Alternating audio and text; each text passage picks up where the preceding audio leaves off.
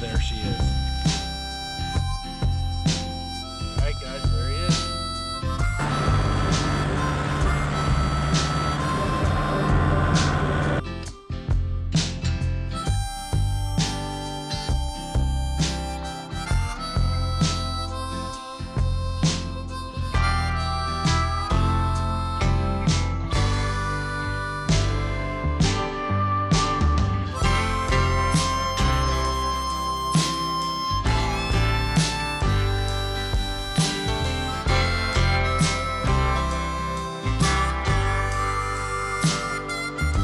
Alright guys, it is Wednesday, October 28th.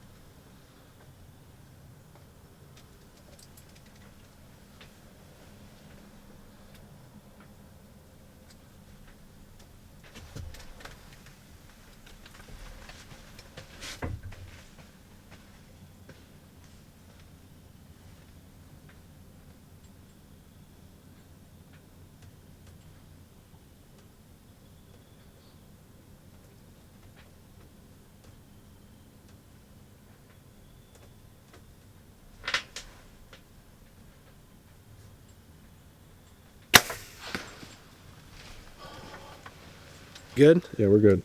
All right, guys. They're all laughing because I always say that, but this time for real. All right, guys. October 28th. It's been 2 hours since my shot. This is the second shot. The first shot is over there. Clean miss. We watched the video. Second shot, 42 yards. It looks good. It looks really good. So we're not too concerned right now, but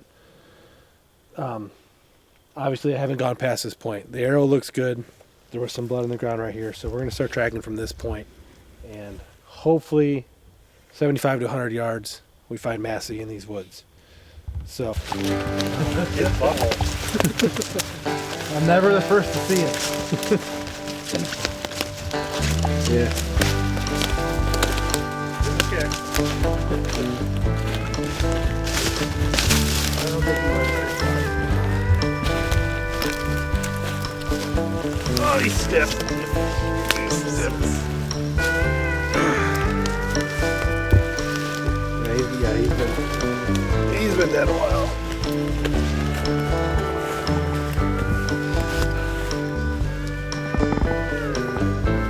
Is that your first shot?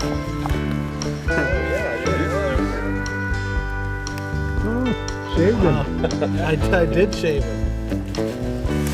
I thought maybe I shaved him. You did a little more than shave him. You hit him. Yeah, but we would have found him. How did he sit there? Let me pull him out of these.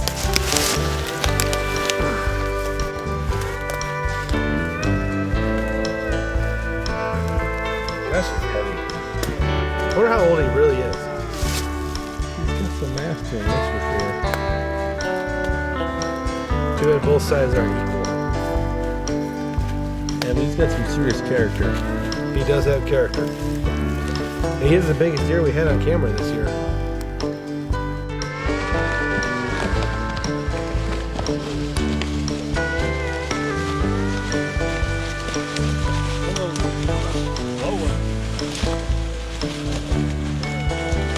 Oh God.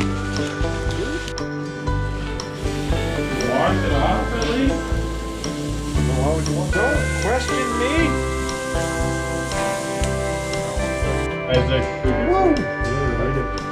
Ooh, belly.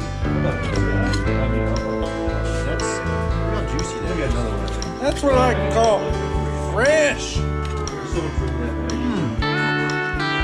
Fresh and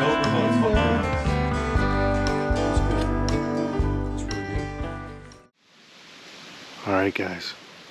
Welcome to the Deer Shop Podcast, presented by Siman Brothers Outdoors and the Leaky John Boat Company. He went and watched a movie that has a $200 million production budget, and then the next thing he watched was our video on YouTube that has a $0 production budget. This is the first buck I've shot in over 10 years. Your track job was the first fun track job.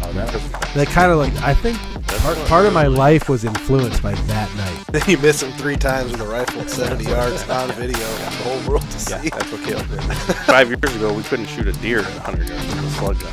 Now you're shooting turkeys at 100 yards with a shotgun. The shop is closing up. Make sure he takes all his right antlers. You can't leave anything. All right, guys. Deer Shop Podcast, episode 97. Once again, coming to you from my man cave basement. Second time in the last couple of weeks that we've actually recorded down here. It is Friday night. Me and Ethan are down here. We're going to be telling some deer stories today. It's been a crazy busy week. Once again, the weather has been awful. There's not really much to report on the family dream farm, the food plots, nothing like that. You and Isaac the last couple of days have been going around gathering our mineral block stuff and Gonna be working on that tomorrow morning. getting ready to put mineral licks out. A lot of guys are going to be like, whoa, that's late, but we've just been too busy to get to it. There's already minerals out. It's just replenishing the minerals. There's blocks and bags and stuff that have been out in the woods for forever. Most of our spots have a couple of the 50-pound trace mineral blocks that are in various states of erosion, and then we always use a couple different brands, but mostly the Producer's Pride general purpose mineral. It's a low salt content. It's got all the vitamins and minerals for cattle and goats and sheep and deer. I did get something else today. That's fine. We'll use Kool-Aid. it. Kool-Aid? Yeah, I bought cherry and I would say tropical punch Kool-Aid. I've heard cherry and tropical punch Kool-Aid, when the water mixes in with them, it's like crazy good attractive for the deer. See if they sniff it out, because especially we're putting in some new minerals out, so hopefully that brings them in. Yeah, I actually have that written down here as one of the first things to talk about. We are, believe this or not, shocker. Born Again Matt, I know you're going to chuckle when you hear this, but we have a new farm this year that we are going to be putting some time and money into. It is not close to any of our existing farms. It's not far off, but it's definitely a different herd of deer than we're used to hunting. Have you ever hunted it before? I have not. I've talked about it. I don't want to give too much away, but I've talked about it. I've talked with the guys that did hunt it, because there are some guys that do somewhat hunt it from time to time that we're close to, but they're not the types that really care about the trophy hunting, and they think what we're doing is really cool, so they're kind of giving us access. We've talked about it for a couple of years with them, and we're just deciding to finally pull the trigger this week. Yeah. We're going to deploy a wise eye, put a mineral lick out. They've killed some deer on this property in the past. We don't know a ton about it, but about the herd around there. But it's a very large farm, but it's mostly ag with a small section of woods and some CRP. So yep, we're going to see how it works out this year. But yeah, we have a new farm alert. It sounds kind of like it's going to be a farm where Ethan does a lot of hunting. We're going to set up a double stand, kind of play it by ear. I mean, they have permission. I believe all four of us will have permission there, Yeah. I would assume. But it's just a good way to spread out the pressure so that we're not slamming the home farm. Find some new deer. It's always exciting to put a new camera in a new place. You Yeah. never know what you're going to get. Yep. I'm going to my northern farm that I talk about from time to time, the doe killing spot and the farm I've hunted for the last 3 or 4 years. I'm going to get the minerals and some cameras going up there in the next couple weeks probably.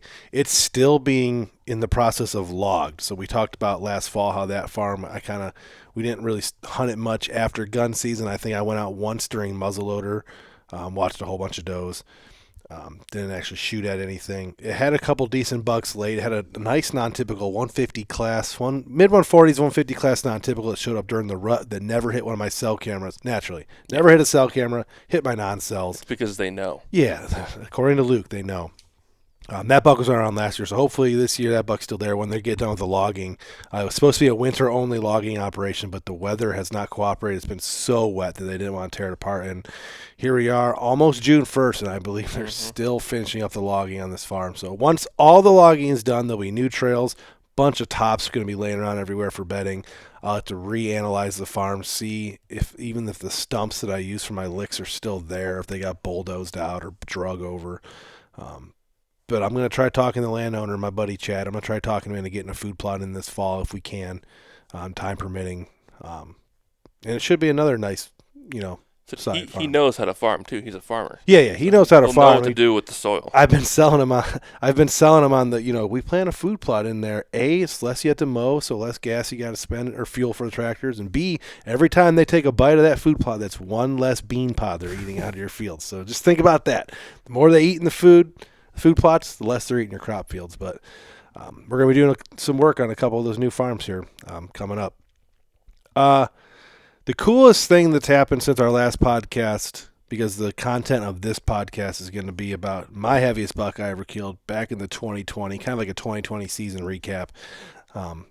Pretty good story. All on the whole situation that we're talking about is going to be on video, so you're able to, not only did you watch it in the intro, which I hope you enjoy because I'm putting together a pretty cool intro for this one, but there's episodes and a whole season's worth of videos you can watch to kind of replay the stuff we're talking about tonight. But the coolest thing that has happened in this week since our last podcast, outdoor-wise, is our one neighbor, the neighbor that I put the big food plot in for last year, and he's been helping us he's going to help us put in some more water holes because he has a mini, stuff like that. A guy that we've added to our deer hunting group locally, someone that's kind of in the co-op of guys that are trying to pass on the younger deer and grow better deer in our area.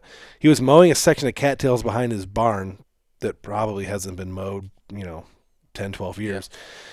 And he found his first shed of the year, and he sent me a picture of it. He was all excited. It was a pretty old, worn, green, chewed-up shed, and I was like... When you find a shed like that, you don't know how old. It could be from this year because it was in a swampy area. Yeah, tines down in the swamp. Only the back end was exposed. The tines were in the mud, and he sent me a picture of it. I'm like, I know that deer.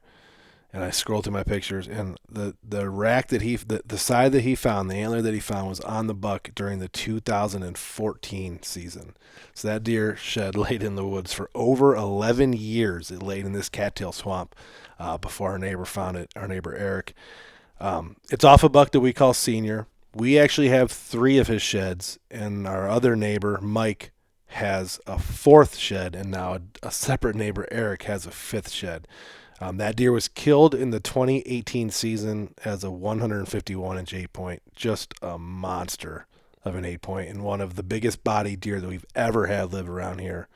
In the last episode of the podcast, did you Yes. not hold his antler up? So if you watch the video of podcast 96, our last one, when I was talking about passing this buck and holding a 3-year-old antler so you can get to this buck, which was a 4-year-old shed, the 4-year-old shed, that big 8-point side that I had, was off of Senior. So just ironically, that same day, I think it might have even been the same day. It was a weekend, so. That weekend, our neighbor found a shed off a deer that had been dead since 2018, and the antler he found was the 2014 season. As I believe either a big 2 or a young 3. It's hard to tell how old he was because we have antlers now from 2014, 2015, 2016, 2017. He was killed in 2018. So 5 years worth of history on that buck. There's a couple of videos on our YouTube channel to talk about it because he was, at the time, he was running around with Hook. Him and Hook were on the property at the same time. I mean, we had a 160-inch 10-point and 150-inch 8-point running around the property that 2018 season, which was incredible. Pretty crazy, yeah. And we didn't kill either one of them.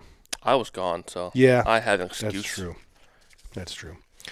But today we are going to be talking about my buck Massy. He's mounted in the basement over here on the other side of the camera. Not only was he the heaviest deer I ever killed body weight wise, he was the most massive deer that I ever killed as far as mass. He didn't score great, mid 120s if I remember correctly, because he had a very compact rack, and for some reason his left side was very deformed. It had a short beam that was only 13 inches long with good mass, a really weak G3. Something must have happened to him in velvet that caused his left side to just not quite grow out as much as his right.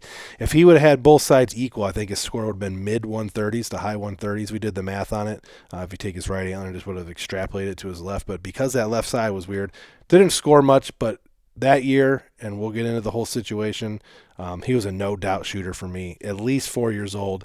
It makes it tough because we actually don't know how old he truly was, because as far as I can tell, running trail cameras like the freak that I do, we never had him on camera before that summer. So he kind of moved in as a mature deer, whether it's because there was a vacancy with other mature bucks. That was always kind of my theory. But it was a deer we didn't have much history with until that summer. And then the way that season progressed, I had my opportunity. It was October 28th, I believe I killed him. And we had a great tracking party with it. Unfortunately, you were gone. Yep. And you were unable to experience it. But I'm looking at the deer, and it looks like he's broken, but he's not. It looks like the tines are just broken off. Yeah, it looks like the end of his main beam almost looks like. So it's actually kind of interesting. We're looking at his rack from the side view here. His good side, his right side, his heavy foreside has a drop tine starting, and it doesn't really, it's not long enough to be counted a drop tine. It's probably only a quarter to half an inch, but he's starting a drop tine. And if you actually look at his left side, the weaker side that only has that 13-inch beam, a scorer would have to deduce whether that's a G4 or the beam with a drop tine. Mm-hmm. So like at the end of his beam, he kind of claws out and has. It's hard to tell which claw is his beam and which one's a drop tine, and then he has a deformed G3. But something obviously happened to that deer in velvet to cause him to have a stunted left side. It would have been really nice to see what he'd actually look like if he wasn't deformed on that left side. But his left side looks like the 3-year-old 10 after it got broken off this winter. Yep. He's got a couple. He just, for whatever reason, that side just kind of stunted. But he's got really heavy tines. He's not only does he have good mass throughout his beams because they're kind of short and stubby, but his tines are thick too. A lot thicker actually. They might be thicker than even Traveler and Dad's buck. His tines actually. So he was a great deer, and like I said, his body was huge. But we're gonna get into the whole story. You're gonna actually you're going to have to hear me talk this one because Ethan wasn't around for it. Isaac's working today. He wasn't able to help. Questions. Yeah, you could throw some questions out, but if you're one of those guys that hates the Caleb podcast, this one's gonna be rough. Because what year did you kill him? 2020. 2020. Okay, Yep. Yeah. I was floating around the South China Sea at the time. Yep. Biggest man on the ship. Well, the ship was American. They still were the biggest man on that ship, probably. I was tiny back then, actually. Well, you were still tall. Yeah. So let's rewind and look back real quick at the 2019 season. There's a ton of media. We've actually talked about it on the podcast plenty. The 2019 season is the year that I killed Traveler, my biggest buck, and the year that I killed the buck Tree 10. A famous video of ours where both me, Matt, and Chris, all three of us killed a buck the same day from the same tree, and I killed my biggest West Virginia buck. He's actually mounted right here as well. 2019 was a dream season. Like I said, I killed two of my biggest bucks in like a 10-day span, and 3-week span. We took a trip to Indiana that fall as well. Doug killed a public land Indiana buck. Nick killed Ned that year. It was a beautiful year for deer hunting for us. Cassick killed his gigantic 170 plus from a stump that year. 2019 was just Siman Brothers Outdoors' best year. Going into that winter, shed season coming up, there was a whole bunch of deer that we were interested in. The Gimp was running around. There's a short film about that. You can watch the whole story of the Gimp, 3-legged deer that we had on the farm for many years. Fat Bastard was by far the number one hit lister. He was probably actually the number one hit lister the year I killed Traveler. I would have taken either deer without question. And they were the same age. Bastard might have even been a little bit older. The Young 10, No Brows, which was another great deer. We went into that shed season, and I had just a miraculous shed season. I found both the Fat Bastards, both the No Brows together, matched set. We found the Gimp sheds. I found Young 10 shed.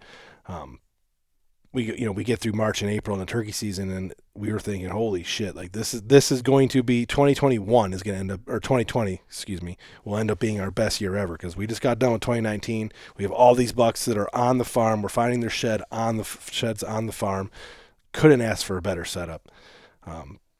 Fat Bastard was going to be 7 years old going into the 2020 season. We believe there's a whole film about him as well you can watch that we put on back then. We were just very, very excited. That year, we went heavy in the food plots. We had a couple existing clover plots. We planted screening. We had corn planted on the farm, both sides, so it was a heavy corn year for the crop rotation. We had 30-plus acres of corn.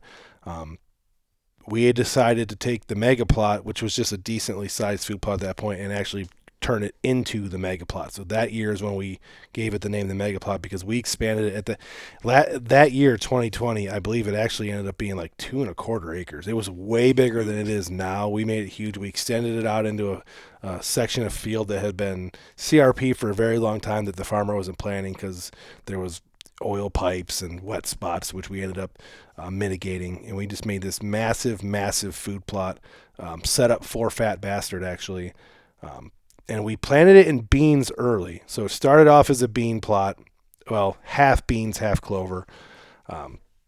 We caged a section of beans. The corn was coming up. We let everything go. We had a pretty bad drought that year. I do remember that we were trying to pump water out of Charlie's pond there to try to keep some water on the plots, because it was just a terrible drought year. Spaniel brought a pump over, and we took fire hose and sprayed water on it. The beans ended up failing, not because of the weather. The beans that were in the cage got 3-4 feet high and looked beautiful. The squirrels, the raccoons, and the deer absolutely obliterated those beans. They were the only beans for in the entire square mile block. There was just corn planted everywhere that year, and this little 2-acre section of beans that I had just got absolutely destroyed. And I was pretty upset about it, because we put a lot of money into that plot and time, and we were thinking, oh my God, we're going to have a 2-acre bean plot surrounded by cornfields with a 7-year-old buck and these other bucks all around. Life is going to be incredible. Bean plot fails. So we go through and kill it in August, plant a big brassica plot. And the brassica plot did well.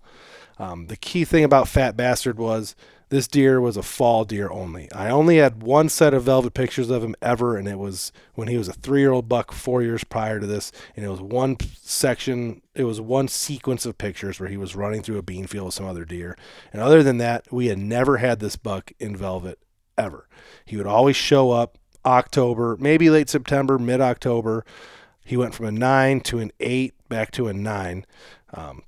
We have 4 of his sheds. We don't have sheds from when he was a 3-year-old 9-point, but we have 4-year-old 8, 5-year-old 9. Just a beautiful, beautiful deer.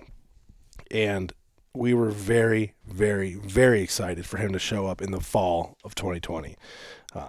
We also had the match set I mentioned earlier from No Brows. That's a pretty cool story. I found this set maybe 45 yards from the front porch of our neighbor's house. He was in some thick pines. This is nasty multiflora rose thick pine area, and he dropped both his antlers within probably 60 yards of the road and 40 yards of a front porch. And they were a beautiful set. We call him No Brows because he was a big 9-point that didn't have any brow tines. Everything about him was great. He probably would have, the year that I found his match set, he probably would have pushed, he was probably 130s, would have pushed 40s if he had his brows, but he didn't. That buck was also a fall-only buck, never had any pictures of him in velvet either. He would show up late September, early October. So, that time period is rolling around, and we're getting excited. Throughout the summer, this buck that I did kill, Massy, we talked about, he kind of started showing up in June, July. Every week or so, he'd hit our mineral lick, hit our clover plot, hit our mineral lick, hit our clover plot, work one of my summer mock scrapes. I had my eye on him, but he was definitely going to be third on the totem pole for shooting that year because these other 2 bucks were going to be 1 and 2 by far. But he was like a good consolation prize, per se. So Massy's showing up, mineral licks often, food plots often. The summer's winding down, all our food plotting is done, and late September rolls around, early October. We're filming heavy. This is back when we started going really heavy with YouTube. We're releasing the videos on YouTube in a timely manner now. Up until like the winter of 2020, 2019, we had been releasing everything on Facebook because that was the medium of choice. And we were releasing them with no consistency, willy-nilly, sporadic. no good thumbnails. We knew nothing about SEO at the time. We were just doing it for fun. We loved videotaping our hunts and telling the story, but we were just doing it for fun. We're still doing it just for fun. Yeah, but in 2020 is when we decided, you know what, if we're going to put all this effort into YouTube, we better learn SEO and optimize when we're posting thumbnails, do a schedule, all that stuff. So we started doing that in 2020. So 2020 season was our first year of doing it on YouTube. Our Radix blinds were relatively new then, so we were using them to do observation sits, watch the food plots. That was the year. Actually, I take that back. I didn't kill Big Mama that year. I thought I killed Big Mama that year. I killed Big Mama in 2019. But we had filmed a bunch of hunts out of those Radixes, and as the fall progressed, late September into October. I know I'm kind of rambling here. The key is Fat Bastard and No Brows disappointed. Fat Bastard never showed up. No Brows did, and he had gone significantly downhill. So I was pretty put off by the fact that Fat Bastard just never showed up. Every time a cell camera went off, which we were only running 3 or 4 back then, every time I went and checked my cameras, we're driving around the block trying to do our best scouting, but it was corn, so it's hard to do any field scouting. And there was just no sign of Fat Bastard. The time that he usually shows up had come and gone, and he wasn't there. That was kind of a big blow for us. And then when No Brows showed up with an identical rack from the year before, but just 10 inches smaller, huge body, smaller rack, I think he was missing an eye too, if I remember correctly. Just beat up old buck.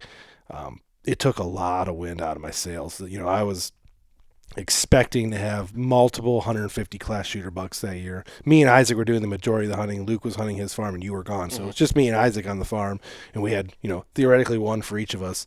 Riding high and then riding high, and just huge expectations for that fall, and just off the cliff. Those 2 bucks, No Brows showing up being weak.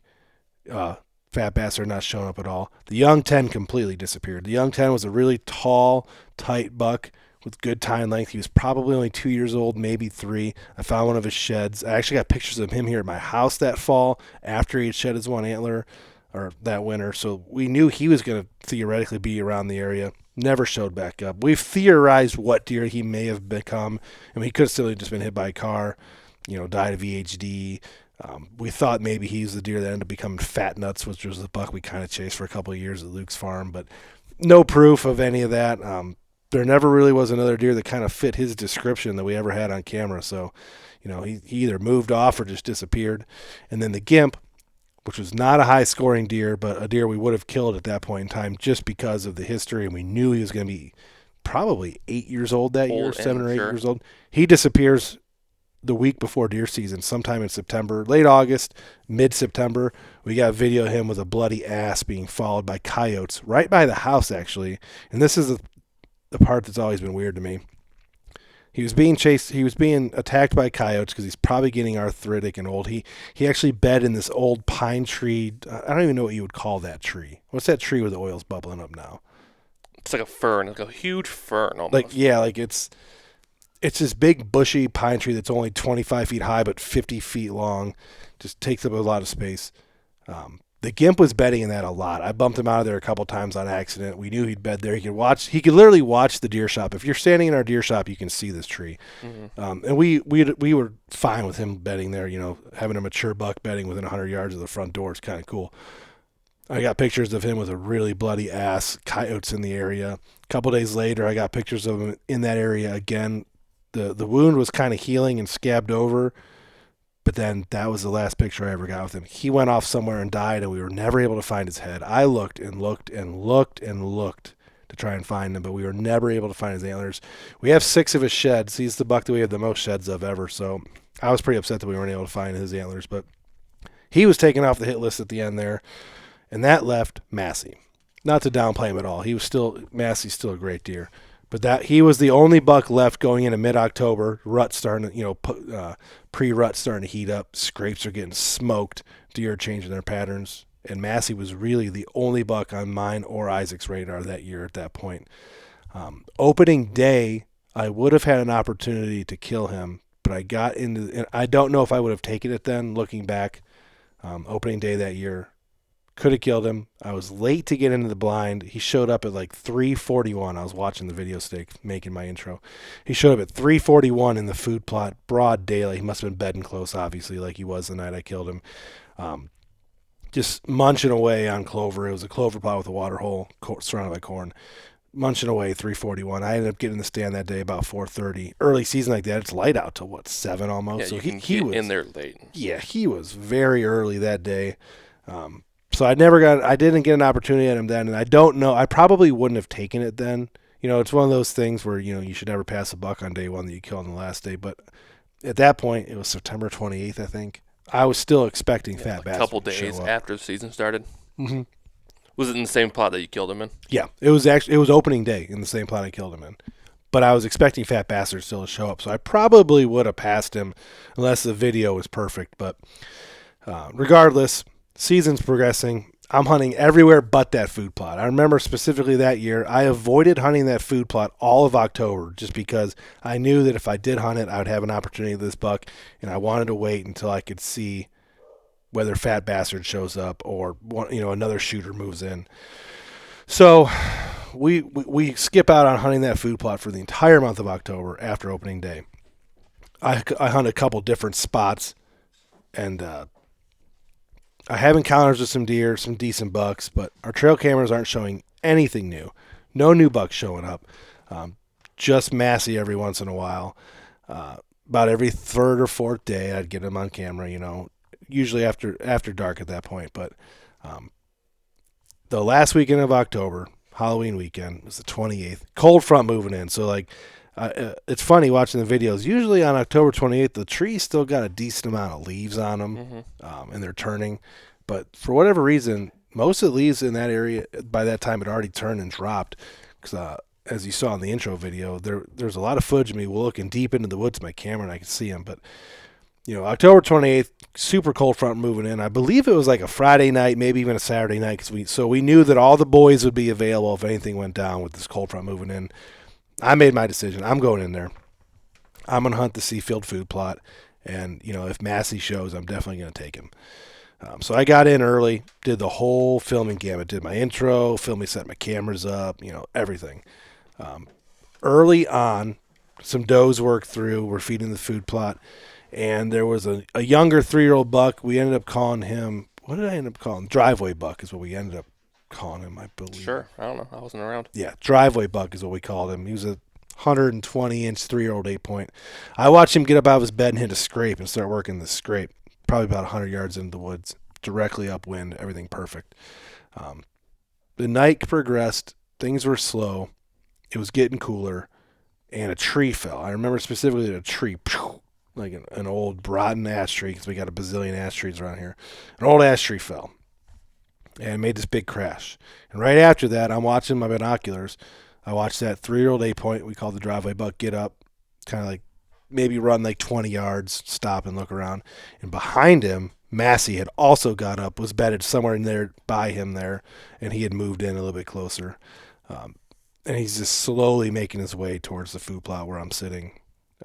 He hits a scrape, walking slow, acting like a mature buck. That 3-year-old 10, or that 3-year-old 8, the driveway buck, he comes in a lot faster. So he hits one scrape, maybe does a little browse, to trail right out to the field.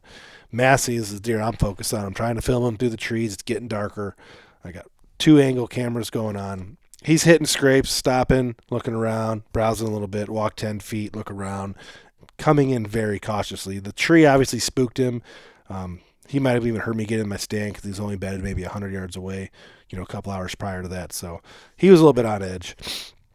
But I remember he followed the exact same trail that younger 8-point followed. And that younger 8-point had come out and he'd walked, where he had entered the field was only 17 yards, and he was out feeding in the food plot. And Massey was following that trail. It's getting darker, getting darker, getting darker. I have all my cameras where they need to be.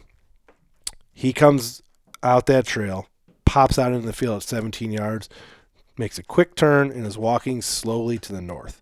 And for whatever reason, I decided not to stop him. He was walking so slow, and since it was only like 17, 18, maybe 20-yard shot, I just decided to take it. I was at full draw at this point. So as he's walking, I remember 20-yard broadside, take the shot. And it looks good, and the arrow disappears underneath him and then goes flinging off into the weeds, into the woods behind him. And he does a quick run and stops at 40 yards and just stops and is standing there. And at that point, I'm thinking either I smoked him and he's about to fall over, or I shot under him and he doesn't have a clue what's going on. Yeah. So I wasn't sure what had happened there, because I feel like if I would have hit him across his belly, he would have took off spooked from the pain, you know. Yeah. So I quickly adjust my camera. You can see it in the GoPro video. I adjust my camera to get out the corner window now. I was filming out the front window. I might have actually been filming out the corner window, but I had to adjust the camera to film farther out to where he is. Zoom in, get him in frame. Knock a second arrow, and this whole time he's standing there just like looking around. Doesn't know what happened. Yeah, facing right at me. And I remember Isaac always calls it the lucky shot from God. I draw my bow back again, crouch down off my chair, and I know he's at about 40 yards because I know where the corner of that food plot is. And he does this weird thing where he walked his back legs over broadside. So he walked his back legs over and took a step to his right, and he's perfectly broadside at like 43 yards. And at this point, I'm not nervous anymore. All my nerves have already been gone because I already missed him or whatever I had done in that first shot, and panicked and got my cameras and stuff all moved around. So now I'm perfectly rock steady, 43 yards. And as soon as I hit the arrow, he starts to turn, and that arrow just sails like the hand of God right into the pocket and just boom, heart shot. It looks like you missed him in the video, right? Yeah, because the arrow disappears for a second. The lighted knot goes through him, and then it appears behind him, and it goes into the weeds. So like it looked like the arrow disappears, but it went right in the pocket, and the sound it made was just a perfect, like just a smack. Perfect pop of the Didn't diaphragm. hit any bones, just right through into the heart. And then he just takes 2 bounds then off into the weeds, and it's so dark past the food plot that I can't see into the woods. But I thought I heard him crash. Tried my best to do an interview in the tree. Everyone goes back to the shop. I believe I was rewatching some of the videos this morning. When we're back at the shop reviewing the video, waiting for everyone to show up, Mom made spaghetti, brought like a bowl of spaghetti up. You know, we're waiting on the fellas. Nick, Matt, Kasich, and Freeman all showed up, and Alex for the track. We're sitting there waiting. Isaac, I think, missed a doe that night because he makes a comment in the one video like, "Oh, I just left my arrow in the woods," and I know he didn't kill a deer that night. So Isaac must have missed a doe that night that snuck through the radar and no one ever said anything about. But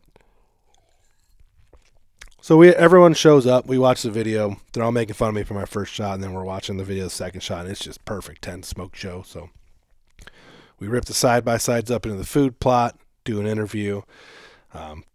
I had actually texted the neighbor and told him there's going to be a bunch of us up in your woods because the buck ran onto the neighbor's property. The buck ran right to where they shoot all the turkeys in front of us every year. Where I watched. It's not far.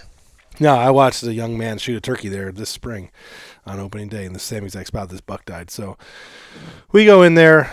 Blood trail was immaculate. Didn't even have to bend over. Just follow a walking blood trail. And found the deer. Did the recovery video.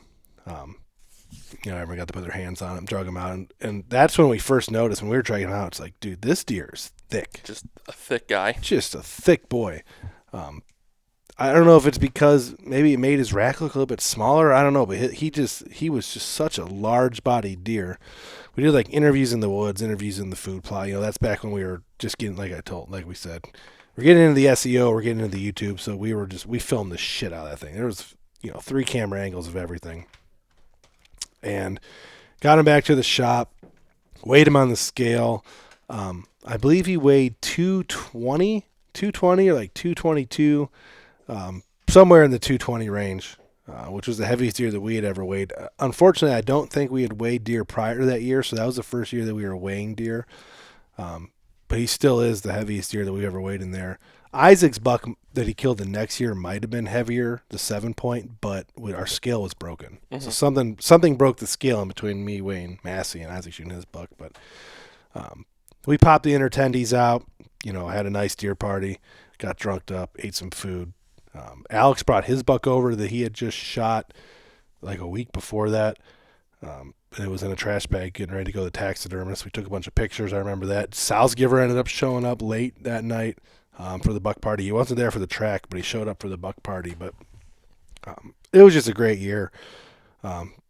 It was the earliest that I had killed a buck in Ohio outside of the first one I ever mounted back in like 2015. Mature buck wise, it was the earliest buck I ever killed. So I was done in October. That was the only time that's the only time I've ever been done in October, I believe. So Yeah, you killed Dad's buck during gun season, and then Traveler when? yeah, Traveler was November 9th. Dad's buck was like December 1st. Or sorry, Traveler was November 1st. Dad's buck was December 1st. Massy was October 28th. The garden buck, that 9-point right there, he was second day of season, so like September 28th. That was the only one I've killed sooner than him. And then the West Virginia buck down here was the day before Thanksgiving, or right around the day before Thanksgiving, somewhere around November 23rd. November 16th, I think that 6-point I have mounted right there was. That was your first buck? Yeah, November 16th. But yeah, that's the story of my heaviest buck, Massy. Nothing great. I mean, everything worked out perfection on the side of the farm that year for that deer. Yep. It was a very cut and dry, perfect story. I had everything leading up. I got the hunt completely on film perfectly. The recovery was perfect. It was just a nice gift wrapped, put a bow on it, perfect season.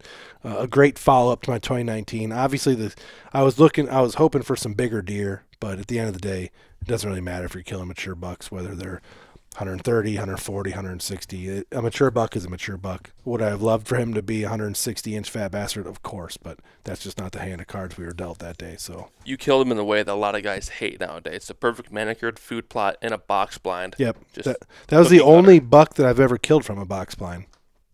Really? Yeah. I killed mine from a ground blind. Yeah, so Dad's buck was from the ground with a gun.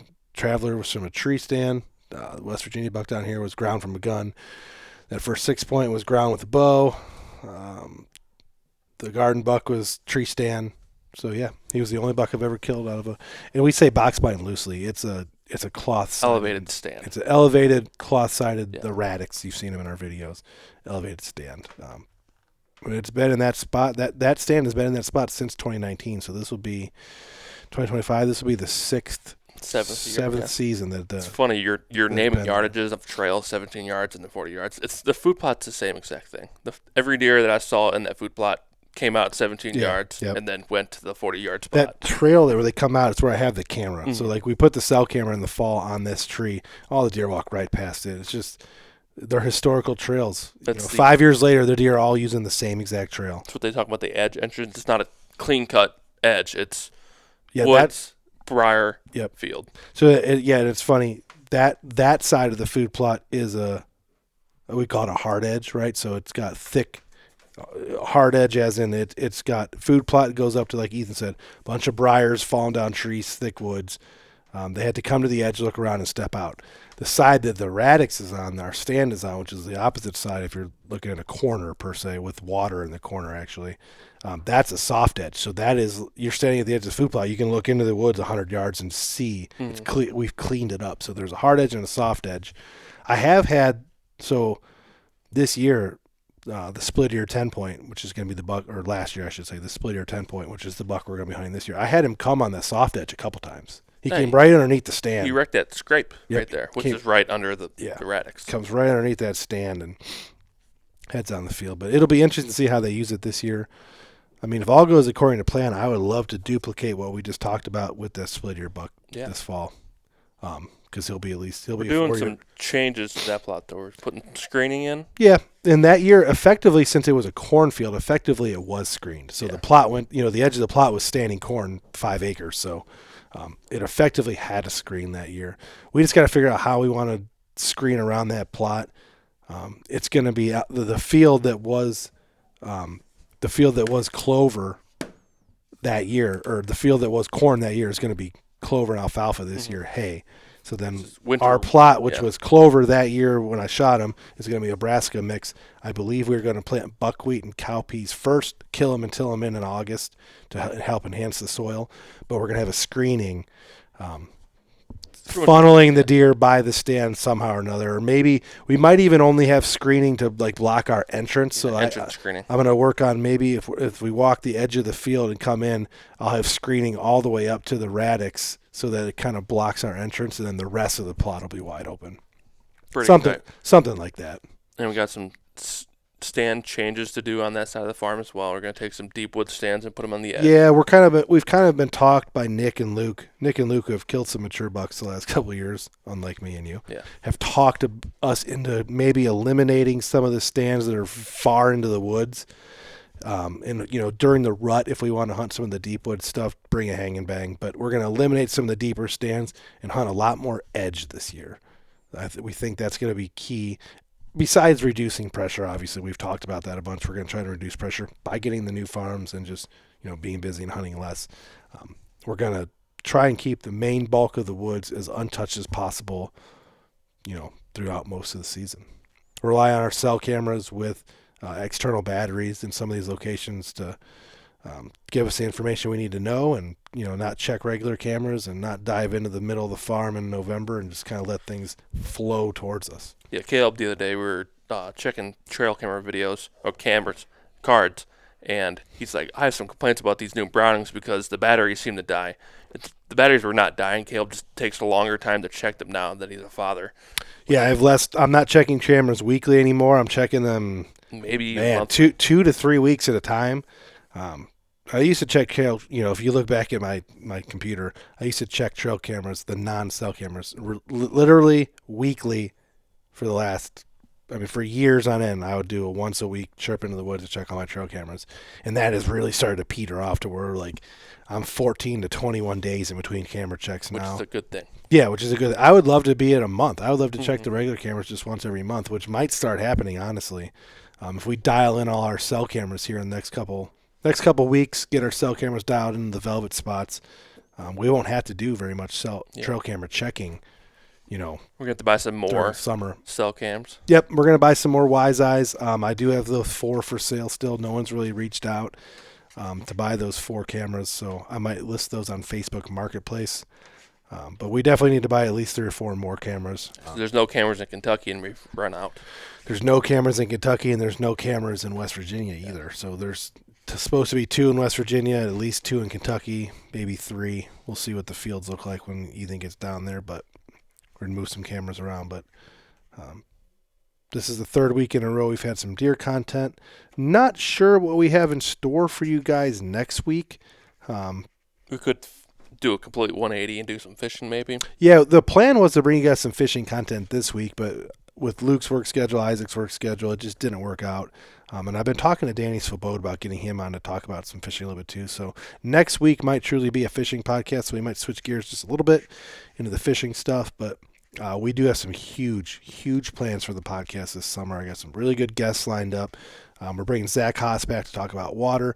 I got the #1 Ohio typical buck of all time lined up, the guy who killed that, the German buck. He's going to be on the podcast. Dan Kaufman, who killed all near 300-inch non-typical buck outside Columbus, he'll be on the podcast. Probably a couple of our reoccurring guests will be on throughout the summer, I'm sure. Get some updates from them, what they're doing, what their plans are for the hunting season. Yeah, we're gonna have a very lengthy, long, deep dive podcast with Dylan's hunting sometime this summer when I can tie him down long enough to get him to do a podcast for us. He's going to talk about his 206 and a couple of his big public land bucks he's killed.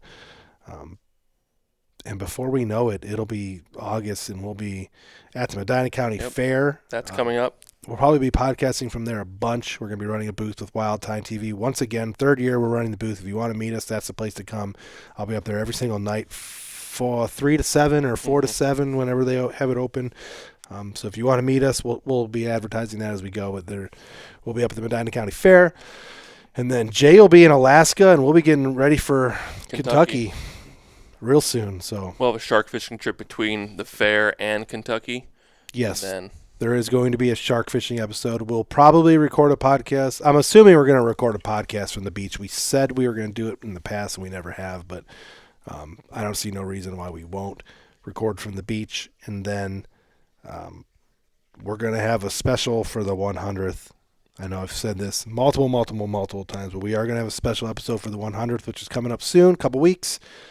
Pretty much all the fellas will be on, and you'll be hear what their opinions are, memories, and we'll just be shooting the breeze with all the fellas for the 100th anniversary. We'll be filming that Isaac's bachelor party weekend. All the guys, we'll all be staying in the same cabin, drinking, playing cornhole, tubing. It'll be a good time. And then the Bigfoot episode as well this summer. So keep an eye out for that. I'll advertise it as we go. But do you have anything you want to add? I do not. Just excited to get new cameras out, new farms, and see what's about. Yeah, we're excited for the new farms. Kind of a short one this week. We hope you enjoyed the deer stories. I never told that one. Pretty soon in the coming weeks, I'll probably tell the Dad's Buck story to kind of knock out my trophy wall. Get it all kind of knocked out so that it'll be all on the podcast. We told the Traveler story a couple years ago. I can link that if you want to see it. Hope you enjoyed the intro video. Hope you're enjoying the Family Dream Farms. Check out the Leaky John Boat Company. Yeah. Anything else you want to add? No. This is Deer Shot Podcast. Fuck Chris Brackett. Fuck Chris Brackett.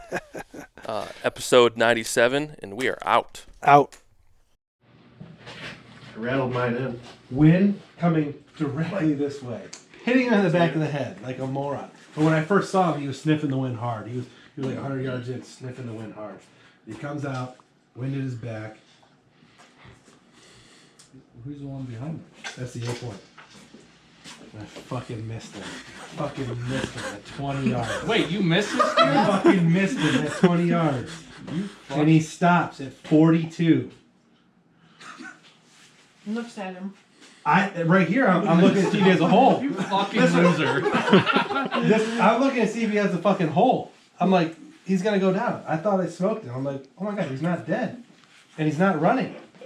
So I knocked another fucking arrow. And he's looking.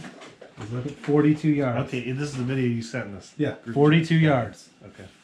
And I'm like, I'm in full sniper mode at this moment. You guys fucking suck. Isaac. Yeah, I'm back here. Those two suck. I don't know what I did. You killed I this didn't. shit. I saw that first. I don't know what I did in that first shot. Yeah. Everything was perfect. I had the Wait a second minute. angle That wasn't the one GoPro. he just said. Second angle GoPro was perfect. Everything was perfect. Missed him. Right here. Boo! Smoke show. Smoked him. That was Completely beautiful. smoked him. Why'd you miss him I the first don't time? know. Oh Everything. Listen, the GoPro had him in frame. He was at 20 yards. I was calm and steady. I was on one knee in the radix. I had the pin held perfectly. I had the 30-yard pin on him because that's where my bow was at. But he was at 20 yards, so I was aiming low, and I just must have aimed a little too low. Shot So right under him. what you said is this deer is a moron. He walked in with the wind hitting him in the back of the head. So there's a video.